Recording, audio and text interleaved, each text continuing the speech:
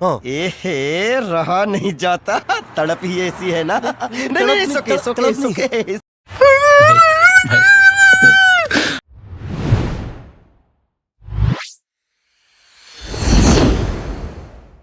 So guys welcome to daily football madness. और आज जैसे आपको पता है कि इंटरनेशनल ब्रेक चल रही है, तो काफी ज्यादा ट्रांसफर न्यूज बार्सिलोना की जो है वो हॉट हुई हुई है। और इंजरी अपडेट भी है, कुछ अच्छी न्यूज है, वो मैं आप लोगों के साथ शेयर करूंगा। तो सबसे पहले इंजरी अपडेट के ऊपर बात कर लेते हैं, क्योंकि सारी चीजें आपको पता है, एल क्लासिको होने वाला है, उसके बीच में उससे पहले दो गेम्स हैं। और फ्रेंकी डियोंग तो 100% जो है वो अवेलेबल नहीं होंगे, कुंडे 100% अवेलेबल नहीं होंगे, ये जो चीजें जो है वो तो कंफर्म है। लेकिन अच्छी न्यूज ये थी कि बाल्डे और गावी को जो निकल था वो निकल ही है। इंटरनेशनल ब्रेक के बाद वो सारे मैचेस के लिए अवेलेबल होंगी। एल क्लासिको के लिए पेड्री काफी ज्यादा सोर्सेज रिपोर्ट कर रही हैं कि 100% अवेलेबल होंगे। रफीनिया की काफी ज्यादा सोर्सेज ये रिपोर्ट कर रही हैं कि रफीनिया जो है वो 100% अवेलेबल होंगे। लेकिन सबसे अच्छी और पॉजिटिव न्यूज है वो ये आई है आज कि लेवेंडोस्की, जो कि काफी ज्यादा डाउटफुल थे, उनकी रिकवरी बहुत अच्छी हो रही है और वो काफी हद तक जो है वो रिकवर कर चुके हैं। और बहुत बहुत बहुत ज्यादा चांसेस हैं कि लेवेंडोस्की जो है वो अल क्लासिको के लिए अवेलेबल होंगे। This is absolutely huge for Barcelona इस मैच के लिए, बिकॉज भाई आपके पास रफीनिया वापस आ जाते हैं, पेड्री वापस आ जाते हैं और लेवेंडोस्की वापस आ जाते हैं। तो ना सिर्फ आपकी स्टार्टिंग 11 बेहतर हो जाएगी, बल्कि आपकी squad depth, of the bench options आपके पास बहुत बेहतरीन हो जाएंगी। बिकॉज अगर रफीनिया स्टार्ट करते हैं तो of the bench lamin Yamal can make the difference, जो कि पोर्टो की गेम में नहीं था। राइट, अगर आप देखें तो हमारे पास ऑप्शन कोई नहीं थी पोर्टो की गेम में राइट हैंड साइड पे। फेरन टोरेस खेल रहे थे एज अ फॉल्स नाइन या एज अ स्ट्राइकर, लेकिन अगर लेवेंडोस्की स्टार्ट करेंगे तो Ferran Torres can come off the bench.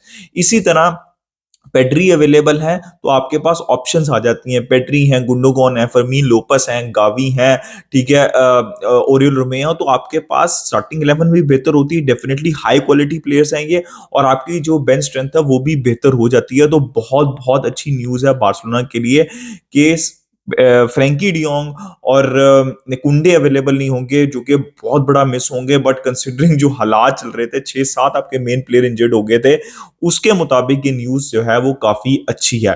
तो ये तो मैंने आपको अच्छी एक न्यूज दे दी है कि Lewandowski will most probably will be available for El Clasico. तो ये तो हो गई इंजरी अपडेट, राइट, ये मैंने आप लोगों को बता दी। अब आ जाते हैं ट्रांसफर न्यूज के ऊपर। एज पर रिपोर्ट्स बार्सिलोना जो है, देखो सबसे पहले तो विक्टर रो की वो जो समर वाली है वो तो विंटर जनवरी वाली, वो तो मैं आपको बहुत दफा बता चुका हूँ कि that is well on track. और बार्सिलोना का सिर्फ एक ही टारगेट है, अनलेस अनटिल कोई बहुत बड़ा मिसहैप हो जाए, कि विक्टर रो को जनवरी के अंदर आना है। और आई थिंक वो मोस्ट प्रोबेबली जनवरी में विंटर ट्रांसफर विंडो के अंदर 2024 के अंदर आ जाएंगे बार्सिलोना के लिए। तो सबसे पहली बात तो ये होगी। दूसरी न्यूज ये आ गई है कि बार्सिलोना का टारगेट जो है वो नेक्स्ट समर दो फुल बैक्स हैं, एक राइट बैक एक लेफ्ट बैक। आपको पता है Cancelo Barcelona most probably sign कर लेंगी परमानेंटली, लेकिन on the top of that एक राइट बैक है। रोबर्टो जो है, लॉर्ड रोबर्टो जो है वो मोस्ट प्रोबेबली चले जाएंगे, अलोंसो जो है वो चले जाएंगे। तो बाल्डे और कंसेलो दोनों के बैकअप के तौर के ऊपर बार्सिलोना दो फुल बैक्स को साइन करेगी। ये बारसा की पहली प्रायोरिटी है, मतलब पहली नहीं, मतलब प्रायोरिटी है, राइट, वो ऑर्डर नहीं मैं आपको बता रहा अभी। लेकिन अभी तक इन कि कौन से वो दो प्लेयर होंगे उसकी न्यूज नहीं आ रही। अब जैसे जैसे हम अगले साल के करीब जाएंगे, मतलब अगली ट्रांसफर विंडो के करीब जाएंगे, तो आप जो है आपको टारगेट्स जो है वो क्लियर होने शुरू हो जाएंगे और थोड़ी बहुत बातचीत शुरू हो जाएगी उन टारगेट से। लेकिन अभी यह है कि बारसा जाएगी नेक्स्ट समर के अंदर। और I do agree, because Roberto और अलोंसो जो कि बैकअप है इनका, जो कि अच्छा बैकअप नहीं है, वो चले जाएंगे क्लब से for sure. I am 100% sure कि ये दो प्लेयर्स चले जाएंगे, होपफुली होपफुली, ठीक है। तो दूसरी जो प्रायोरिटी है या फिर जो प्रायोरिटीज के अंदर आती है वो है पिवट, ठीक है। और इसके अंदर जिस प्लेयर की न्यूज अभी आ रही है, आपको पता है किमिक की डिस्कशन होती रही है, जोवेंडी की बातचीत होती रही है, और ये चीजें डिस्कस होती रहेंगी आगे भी जो है वो डिस्कस होते हैं। मॉस्काडो की, मतलब यंग प्लेयर्स की भी नाम आते रहे हैं। पहले फब्रिजियो डियास के नाम आते थे, ऑब्वियसली वो कतर चले गए। तो ये न्यूज चलती रहेगी। लेकिन जो लेटेस्ट न्यूज आई है, जो कि सबसे पहले शोशा छोड़ा था जेरार्ड रोमेरो ने, ब्रूनो गुमेरेस जो कि बहुत बेहतरीन बेहतरीन प्लेयर हैं।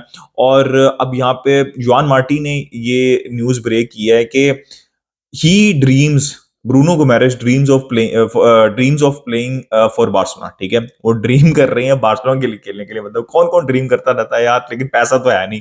तो खैर, Bruno Guimarães is dreaming of for playing for Barcelona. और उन्होंने एक और चीज रिपोर्ट की है जो कि सबसे इंटरेस्टिंग है कि उनका जो नया रिलीज क्लॉज है, जो नया कॉन्ट्रैक्ट है, उसके अंदर रिलीज क्लॉज है 65-70 मिलियन यूरोस का। ये सबसे इंटरेस्टिंग चीज है, और अगर ये चीज ट्रू है तो to be very honest not only Barcelona, और भी बहुत से क्लब जो है वो ब्रूनो गुमेरेस के ऊपर जाएंगे। May be not real Madrid, but हो सकता है Liverpool, because they need a defensive midfielder. और भी बहुत से क्लब जो हैं वो जा सकते हैं, लेकिन शायद नेक्स्ट समर के अंदर depending on the situation competition कम होगा, बिकॉज मैंने लिवरपूल का नाम लिया, सिटी को जरूरत नहीं है, ठीक है। चेल्सी ने प्लेयर साइन कर ली हैं, मैनचेस्टर यूनाइटेड के पास कैसेमीरो हैं, अमराबात हैं, तो कंपटीशन हो सकता है बिटवीन लिवरपूल और रियल मैड्रिड के पास। ऑलरेडी मैं बात कर सकता हूँ, हाँ बायर्न भी इस सारे सिनेरियो के अंदर आ सकती है, बिकॉज वो पलिनिया नहीं साइन कर पाए थे। बट मेन चीज जो उन्होंने रिपोर्ट किया कि he wants to play for Barcelona, और दैट इज हमेशा बहुत important in our financial situation. मैं बहुत दफा कह चुका हूं कि प्लेयर अगर खेलना चाहता है तो that's the only way Barcelona can sign him. अगर वो 65-70 की मिलियन यूरोस बारसा कहीं से निकाल के दे भी देते हैं, then it comes down to salary. और अगर प्लेयर विलिंग नहीं है तो बारसा जो है उस प्लेयर के साथ, मतलब किसी और क्लब के साथ कंपीट कर ही नहीं सकती सैलरी में। ये सीधी और सिंपल सी बात है, ठीक है। पहली बात ये होगी। अब भाई I would happily give 65-70 million, मतलब अगर अगले ट्रांसफर विंडो के अंदर, समर के अंदर, अगर ये न्यूज ट्रू है और गुमेरेस जो है वो पुश करते हैं आने के लिए, और बार्सा 65 या 70 मिलियन यूरोस बारसा के पास है, सब कुछ निगोशिएट हो जाता है, आई वुड 100% से कि कोई विंगर नहीं, कुछ नहीं, फुल बैक नहीं, बारसा की सबसे पहली प्रायोरिटी होनी चाहिए अ प्लेयर लाइक ब्रूनो गुमेरेस और अ प्लेयर लाइक जुबोमेंडी, राइट।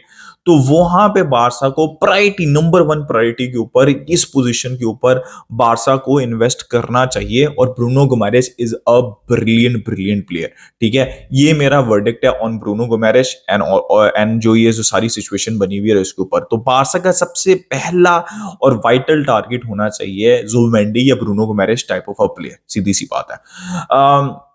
अब आ जाते हैं आगे। अब आप जैसे मैंने कहा इंटीरियर की बात कर लें या लेफ्ट विंगर की बात कर लें, उसके ऊपर 3 नाम चल रहे हैं, ठीक है। उनके ऊपर 1 बाय 1 डिस्कशन कर लेते हैं। सबसे पहला नाम जो चल रहा है वो चल रहा है मिटोमा का, ब्राइटन ऑब्वियसली। अब आई वुड से कि यार Mitoma would be very very expensive, ठीक है। और मिटोमा का ये वाला सीजन ना पिछले सीजन की तरह वैसा नहीं रहा। तो आपको एक तो देखना है, आपको उनको ब्रिलियंट टैलेंट है, वेरी डायरेक्ट हैं, बहुत ज्यादा स्किलफुल हैं, लेकिन ही will B, I think he will be the most expensive option, मुझे जो ऐसा लगता है, ठीक है। तो आपको, आई थिंक आपको थोड़ा सा सोचना चाहिए कि मिटोमा के बारे में, हो सकते हैं नहीं हो सकते, that would be an expensive option. दूसरी ऑप्शन जो है दैट इज क्वाइट इंटरेस्टिंग, वो है निको विलियम्स की, ठीक है।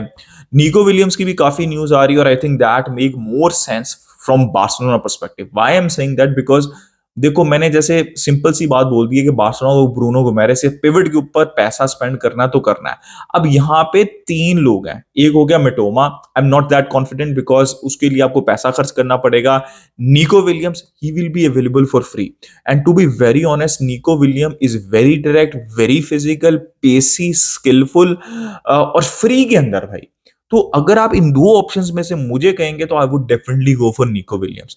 लेकिन एक और चीज मत भूलिए, ठीक है, एक और चीज मत भूलिए, निको विलियम्स और इसकी तो बात कर रहे हैं, लेकिन जॉव फिलिक्स, अगर जॉव फिलिक्स अच्छी परफॉर्मेंस देता है तो बारसा को जॉव फिलिक्स को परमानेंट करना है। और एक और चीज याद रखिएगा कि अभी रिपोर्ट्स भी आ रही हैं कि जॉव फिलिक्स के लिए 80 मिलियन यूरोस यहाँ पे एटलेटिको मैड्रिड मांग सकती है। शायद बारसा नेगोशिएट कर ले somehow depending on the situation, because अगर प्लेयर पुश करेगा तो that can be very similar 60-70, right. तो यहाँ पे मुझे ऐसा लगता है कि बारसा को क्या करना चाहिए, बैकअप तो फुल बैक्स के करने चाहिए, वो चाहे हल्के हों सस्ते हों, वो बैकअप्स बारसा को 100% जो है वो साइन करने हैं। लेकिन सबसे पहली प्रायोरिटी पैसे स्पेंड करने की बारसा की पिवट होनी चाहिए। और उसके बाद अगर आपके पास पैसे हैं तो आप जॉव फिलिक्स के लिए जा सकते हैं, मिटोमा के लिए जा सकते हैं, but I would say go find 2 full backs, मतलब sign a world class CDM जिसके ऊपर पैसे भी आपको स्पेंड करने पड़े, and go for Nico Williams for free.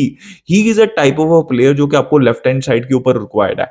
कि जो लेफ्ट विंग की पोजीशन है ये बहुत क्रिटिकल और ट्रिकी होने वाली है समर विंडो में, बिकॉज आंसू फाटी ने भी वापस आना है, और अभी तक उन्होंने ऐसा कुछ किया नहीं है कि शायद वो मतलब कोई परमानेंटली उनको साइन कर ले, कोई और क्लब आ जाए साइन करने के लिए।